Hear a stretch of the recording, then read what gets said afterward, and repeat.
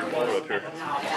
So I did not have a regret factor. The game that we added was How are you? Good. You out of Green Bay? Why are you complaining about the He's not having that. to me, it's all about regret factor. It's all about regret factor. All right. Good to see everybody. Be back at it here later on today. No new changes with everything that we talked about a couple days ago. So with that, I'll open up to questions. Do you expect Mitch to practice today? And I do. Yeah. Yep. do you have a feel for how limited, if at all? No, I feel good that he'll be able to, practice the whole way and have a good practice. Again, his deal is going to be more so of a day by day type deal. Let's see exactly every day that goes by. Okay, was that a good day? Was that a bad day? Talk through it and see how he feels. See what the trainers say. See what we as coaches feel like he's at, and then mentally too. Where he at. All that's a part of this thing. So we'll see where that's at every day. Tomorrow you'll ask me the same question, not in a joking way, and it's going to be the same answer. You had mentioned the word pain tolerance the Yeah. other day. With somebody who's obviously wants to be out there, Right. how do you and the training staff get an honest answer out of him in terms of? Yeah, that's a hard. It's trust. So you gotta believe that he's going to give you the right answer in regards to where he's at. Now we went through something similar last year with that. So whether it's pain tolerance, whether it's injury, whatever it is, very similar in regards to how do we handle everything. And so there's a trust process there, and we got to believe that whatever he's telling us pain wise is real. And then we got to make that decision. So, Coach, are you optimistic that he'll play Sunday against the Saints? Yeah, I always say cautiously optimistic, just to be. I mean, I feel good about it, but I don't. We're preparing with both right now. I think that the thing with Chase is that we know he's been in this role before, and so if he's able to, if it ends up being him, then it's the same mojo. So when you say preparing for both, usually one guy gets all the reps. Right. Are they splitting reps this week in terms of practice? Again, we're kind of doing a balance act with that. We're trying to. We know that for us, we got to evaluate where's Mitch at physically, and so when he's at practice, what's he look like at practice, rep wise?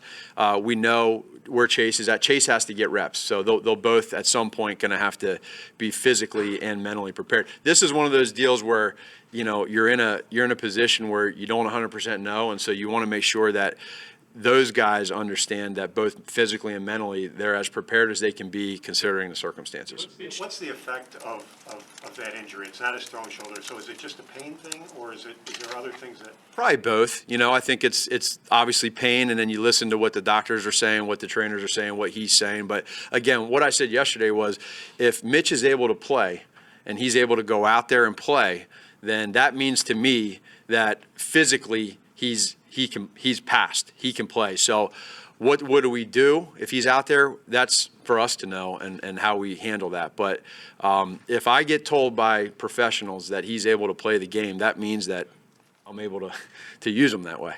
If he does play and with that same mindset, would you still need to monitor how he responds after taking that first hit, potentially? Yeah, you'll monitor. I mean, I'll be always monitoring him whenever he gets hit. It's the same thing with any of those guys. You want to be careful of it. If he's able to go and he passes that test, there's a balance to what you do, how you do it, and then he needs to know that too. But we really say that with all the quarterbacks. At the beginning of the season, you and Ryan talked about wanting to see incremental improvement Yeah. from him. When you went back and watched his first 3 games during the bye, what did you see in that regard? There was definitely, well, number one, from the first game for all of us, not just him, but for all of us, that's about as low as it gets. So it wasn't real hard to be a little bit better the next game. But I felt like each game leading up until that Vikings game, until he got hurt, that there was progression-wise where he's going playing faster, seeing at the line of scrimmage that he's getting into checks or seeing progressions, adjustments at the line of scrimmage way quicker than what he was, not even the beginning of this year, but last year. And that's kind of how we judge that. What is your feel then? Because he comes out of that Redskins game. Yeah. Playing against a Vikings team that he's familiar with, but he doesn't get to play the game. So Right. what's your feel for his ability to pick up on that arc where he left off? I have trust in that he'll do that. I think he'll I felt that way in the Redskins game. I felt that way the whole week going into Minnesota. And then I felt that way the few plays that we had before he got hurt. So we just got to do it now. That's all. We're at a point where it's time to go out there and play and to execute and to do, just be together, all of us, and I know he's the focal point, and so am I. That the officiating has been a big topic Yeah. This week. I'm not going to ask you to criticize the officials or anything like that, but I'm curious from a coaching standpoint, where does that bleed into your coaching of your team, whether it's the point of emphasis, whether it's like the hands of the face calls we saw Monday night? Just how does that become part of your discussion with your players? Well, so what we'll do is we'll go through and we did it this morning. We review who the crew is and then where they rank in the calls that they make. So there's outliers. Some crews are, they do a lot more of this call than another call, than other groups of referees. And then they're, so this outlier here know that. So, for instance, if it's an offensive line and they're number one in the league and calling offensive holds, understand that. They're looking for it. If it's hands to the face, where are they? All that. And then that's all we can do because the rest of it is completely subjective. And considering that on the offensive line, everything's so interconnected, have you seen instances in your coaching career where a line that's can just snap out of a slump and as a unit become that much better from 1 week, down the road? Yeah, we've had a couple instances. I have been a part of, some teams where there's been some lines where you're trying to create an identity, and I think a lot of it just comes down to really to them, to the guys and who they are and how they want to handle things. It's really not a hard game, believe it or not, it's not. And so it's a mindset and an attitude. That's what all this comes down to.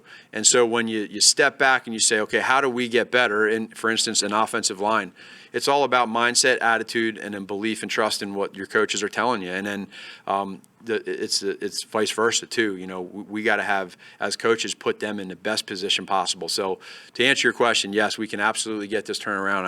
I have a ton of trust in those offensive linemen. What do you make of the Saints front four?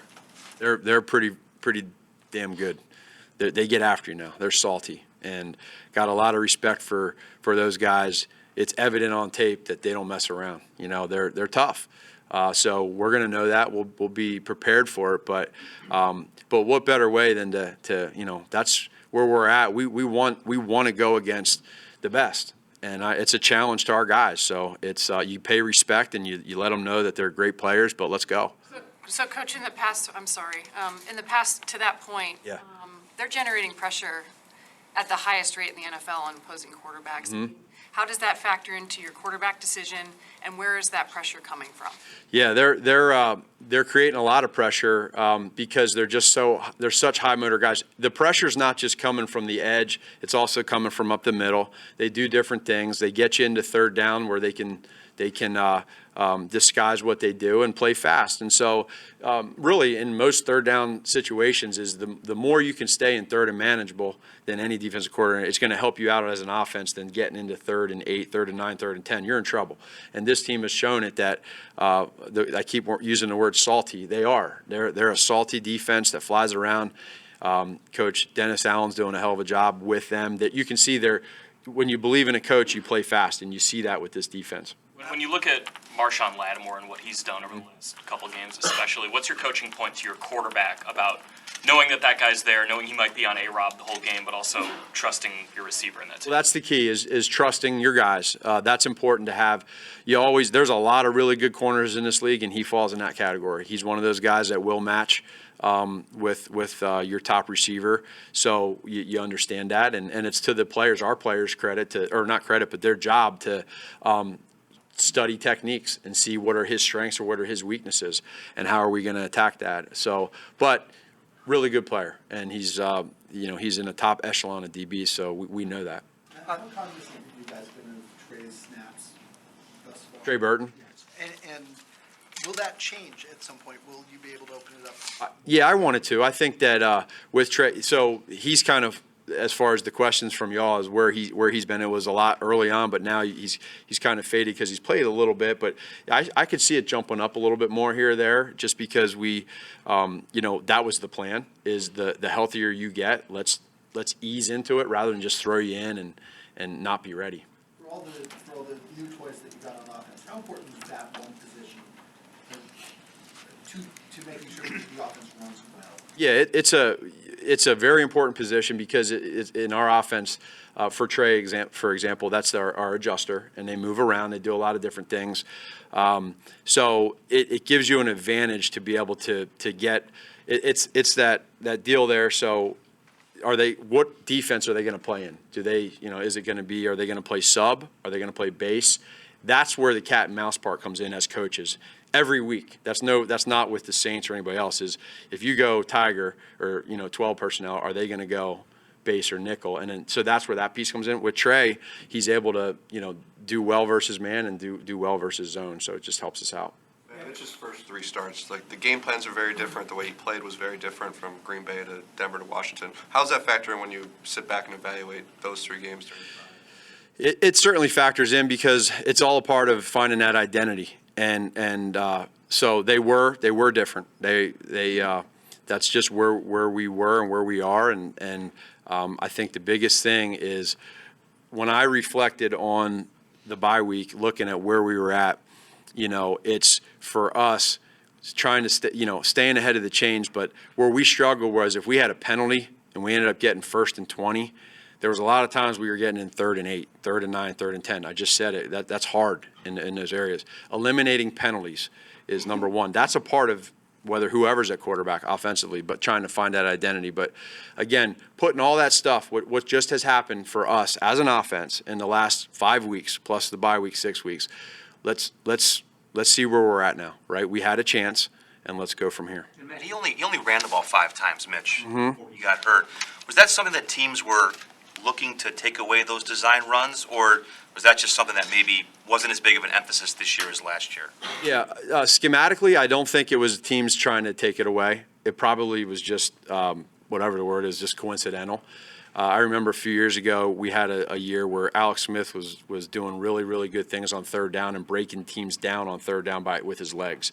And then the following year, we hardly had any of them. So the question was, are teams taking it away, or is he just doing it less? We don't teach him to look to run. We don't say, hey, go run on this play, or go if number 1 or 2 is not there, go run. Let it happen naturally. So for whatever reason, not as much right now, but maybe down the road here, depending on what defenses do or don't do, we could see more. Would you tell him not to run this week if his shoulder? Never. Run as much as you can. Just don't take extra hits. And his legs are a huge weapon for us. So if I'm an idiot if I take his legs away, because there's a lot of quarterbacks that don't have his legs. And trust me, go through the 31 other defensive coordinators and ask about how concerned they are about him running the football. It's a weapon.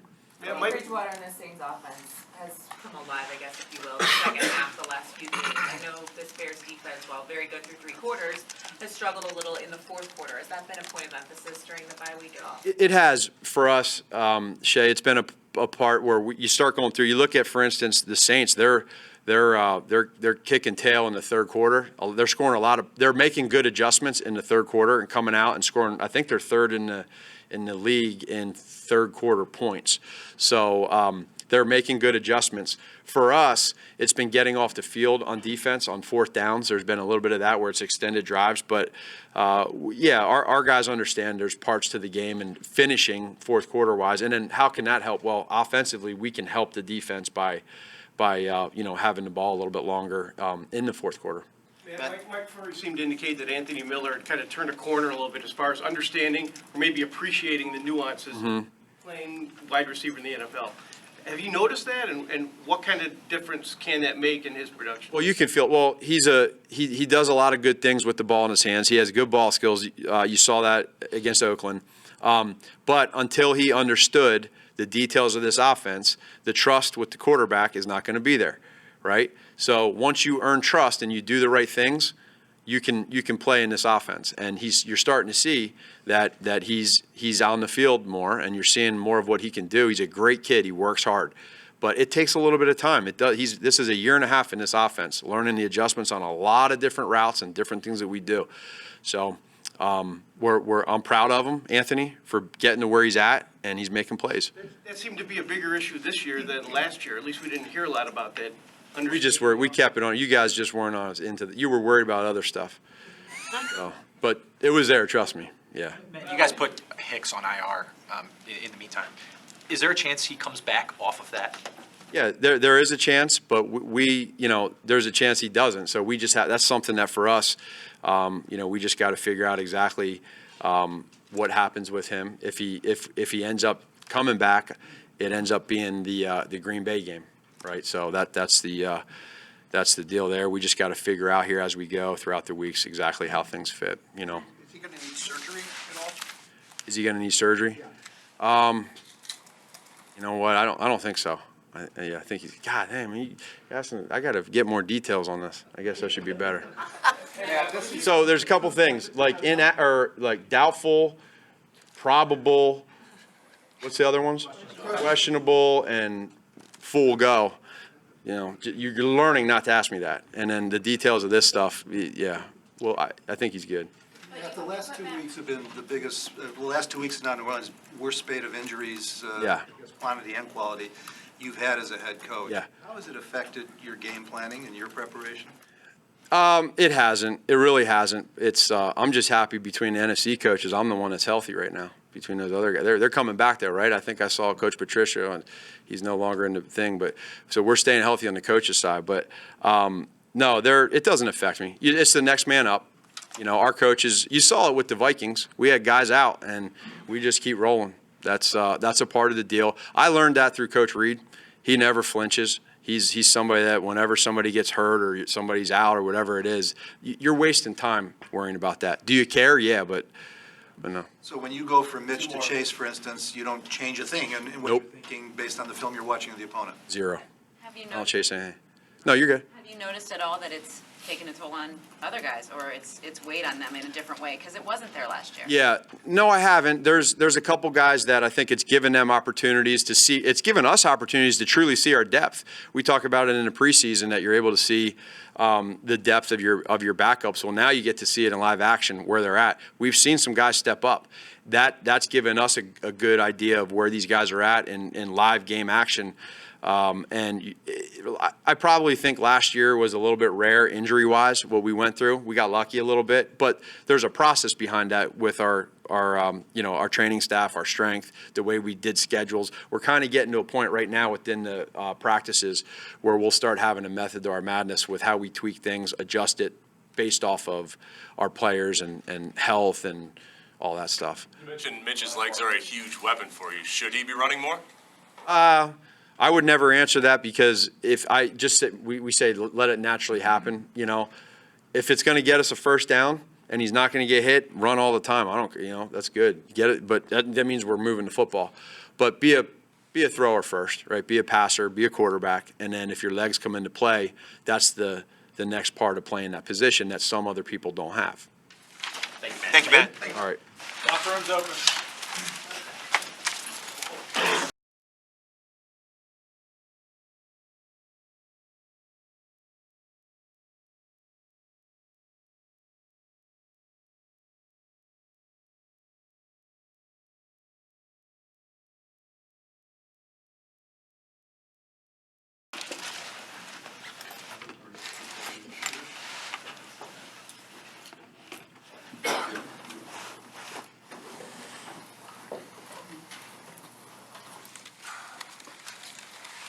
What have the last few weeks been like for you, rehabbing and watching? Yeah, it's been tough. Obviously, you want to be out there with your team, but I mean, stuff happens on the field, and just not being able to be out there with my guys hurts. But you try to help in any way you can, and then obviously I got to take care of business, rehabbing, and trying to get back to show everyone I could play. How close to 100% do you feel right now? I feel close. To come out of the Redskins game and how positive that was and not be able to build on that, where did that sort of set you mentally, and where does that leave you going into this game and now getting a chance to? Yeah, definitely. It's all part of the mental game. You feel good. You kind of felt like that was a turning point for me in this offense to hopefully jumpstart into the Vikings game, and then kind of moving the ball down the field, and then 6 plays into it, you come out, and it's definitely frustrating, but you just go back to how I prepared mentally to go into that Washington game and try to get right back on with that mindset and come out here and practice with the guys and fly around and just go out there and do my job. So it is a big part of the mental game, and you just got to prepare mentally to go out there and do your job and be in the right mindset to make plays for your team. Mitch, if you're not quite there at 100% just yet, what are the limitations you're feeling right now? I'm sorry? If you're not at 100% right now, what are the limitations that you're feeling? Yeah, I think I just got to show the training staff and the coaches that my shoulder and everything is strong enough to be able to put me out there to withstand hits, to be able to do my job to 100%. And if I could show them throughout practice this week that I'm good to go and that I feel comfortable about where I'm at, because obviously you don't want to go out there if you don't feel like you could do your job or if it's impacting you in some type of way, holding you back. Just got to communicate that. And we've done a good job with this rehab plan, again on the same page and just communicating. And hopefully once I show everyone that I'm good to go in practice this week, that they'll let me roll and and not look back. Mitch, are there any sort of things you picked up from your 2 games out last year that you've done this time around and go, oh, I can do this a different way that helps, or vice versa? I think just overall how this offense is continuing to evolve and find different ways and what we've been struggling with and what areas we've kind of done well on offense. And for me, it was just trying to be the best team that I possibly can these last couple of weeks. Support Chase and Tyler the way they always support me. Help my other teammates, what I see on the field from the sidelines and just being there for them. And it's always tough being out, but obviously we got some things we got to fix on offense, and it's just that continuing process of just pulling guys together, believing in it, and then just finding solutions to continue to get better as an offense. And Last year, when you were out those few games, it really helped you to be on the sidelines, listening and paying attention and seeing things from a different advantage. Do you feel like it helped you this time around? yeah, it helps, but not really that much. It's a lot better playing. It helps playing. So I mean. You try to make a positive out of a negative by, like, you can't play, and you try to make it positive by saying it helps be on the sidelines and supporting your guys. But I really think the best experience is obviously getting out there, getting the reps. Whether you make huge plays or mess up, I think that's how you get the best experience. But, I mean, stuff happens. Like I said, you can't go, you get hurt, and you just try to help your team and your teammates and your brothers as much as you possibly can. And that's what I tried to do while I was out. And go ahead. We all know the football player mentality. Do you trust yourself to tell the coaches if you're not ready, or do you feel like you're just going to say yes no matter what? Yeah, that's tough, especially for me being the competitor. I think it's all about being smart and obviously trying to think long term, trying to have the longest career as possible. But I mean, I'm going to be honest with myself and everyone else in this building that if I can go, I'm going to go, and then there's no restrictions, no holding back. You're on the field, whether it's running, throwing, it really doesn't matter. If I say I can go, then you just got to go all out. Mitch, we haven't talked to you since the injury. When you first did get hurt, was there a fear, oh my God, that the season's over? How did your mind kind of process the pain that was going on? Yeah, it was definitely painful, and I came out and I was just thinking, I definitely wasn't thinking, is my season over or anything bad like that. I was more thinking of if I can get it back going right, can I go back in and finish the game? And unfortunately, I couldn't, so they wouldn't let me go back in. And then for me, it was just like taking it one day at a time from there. So just figuring out what it was, what we got to do, how long I'll be out, how quickly I can progress over the week and over the bye week, and to potentially get back. So, yeah, you'd never want to think that detrimental or that negative, because that can really stink. But I was just thinking if I could go back in, and I couldn't. Matt has said that some of this is going to be pain tolerance for you. Is it something that you feel every time you throw the ball, or are you more worried about contact? That's a good question. Obviously, haven't gotten hit since then, and there always is some pain tolerance involved. I mean, this is football, so we just gotta figure out throughout the course of the week, I guess. And there are some ways we simulate getting hit, either with the pads or going through certain drills with the trainers to try to get you as ready as possible and to make sure I can go out there and do the job the way I know I can. You kind of talk about throwing shoulder. Can you feel it when you throw the ball, or just is it pretty good when you're throwing? It's pretty good when I'm throwing. Yeah. Did they have to put it back in on the sideline? Can I? It went back in. Yeah, it went back in. It's a weird feeling. It's not good. Doesn't sound good. Yeah. Was it worse this year than it was last year? It was a different shoulder, but severe. Yeah, another good question. It's different because it's not my throwing shoulder, and that's why I thought I might be able to go back in, because I'm like, oh, it's just my left arm. Maybe I could just catch a snap and be able to do all the handoffs and stuff and be able to throw, but I really couldn't move it. And so if what happened to this left shoulder, what happened to my right, we might be in a different situation, but it feels pretty good right now. So I'm going to go out there and practice, and if I can go, then it came back really quickly. So I'm pleased about the progress we made. A lot of credit to the training staff and just getting that recovery, and thank God it recovered quickly. Coming out of the bye week then, as you guys try to get this offense going. As Matt has said, the numbers don't lie, and you guys are where you are. What can you do? What are your focuses here? Yeah, definitely. Your play. Just go back to what I know how to do. Work as hard as you possibly can. Make sure everyone's buying into the plan. And now you look at the results, but you can't dwell on those because we know what type of talent we have on offense. And it comes down to cold-blooded execution.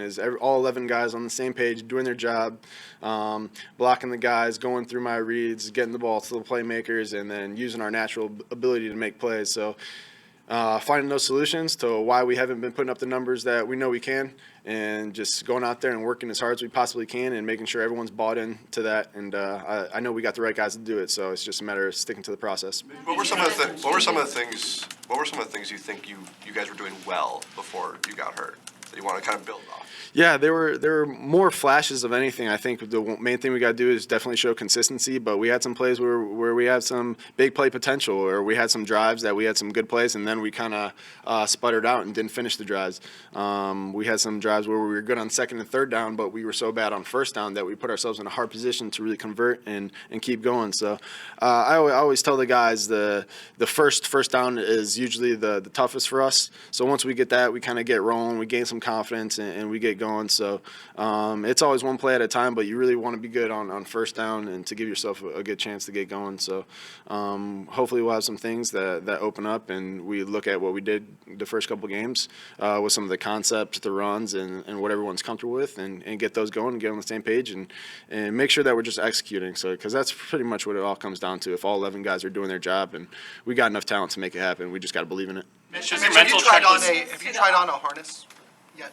Yeah, I think I'm going to have to try one on and wear it with my shoulder pads for them to let me play. Have you talked to Miller about it last year? Yeah, he actually cut his off last game in the middle of the game because he said it was restricting him, but mine's a little different because I don't need to necessarily catch, but I got to make sure I could be able to catch all the snap radiuses if something happens with that. So I've been practicing everything that you could pretty much simulate with the trainers as much as you can to make sure I could go out there and do what my team needs me to do. There's been some changes to the offensive line since you played this game, since you've been out with an injury. How does that affect you? Just coming back and try to play with confidence. And we're really tight with that whole O-line group, and they're a tight-knit group as well. So it's got to be a next-man-up mentality with them, and everyone's got to be on the same page. And we support one another and make sure we're communicating in meeting rooms, out on the practice field, and then when we get to game day as well. So we got to have guys step up. We got to play well together, and we just got to go out there and do our jobs. Thank you, Thank you, Mitch. Mitch.